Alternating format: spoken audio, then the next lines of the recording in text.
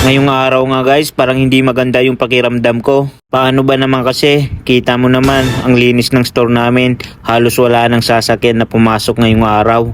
Halos pati mga kasama ko wala rin makagawa. Tulad ng isang kasama ko, nanonood na naman yan ng Encantadia. Yung iba nagsiselfon na lang. At itong isa naman, pag-alagala na rin sa store. Halos nangalay na yan sa kakaupo.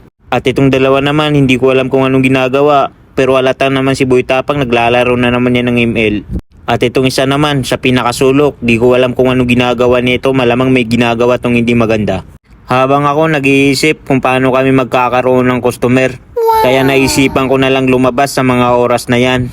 Ako na lang ang magtatawag ng customer sa labas. Gagamitin ko sa mga oras na to ang pagiging business minded ko. At agad ko ito nakita, akalain mo naman 26 branch na pala tayo. O sa mga di nakakaalam ng address namin, dito na kami sa Alcard, Saudi Arabia. Pumunta na kayo dito, pasok mga suki.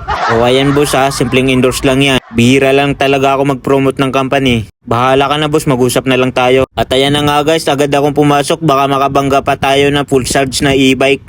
Pagpasok ko guys, agad na akong umikot, pangpawala ng malas, baka sa akin yung may diferensya. O siya, hanggang dito na lang ulit. Bye bye!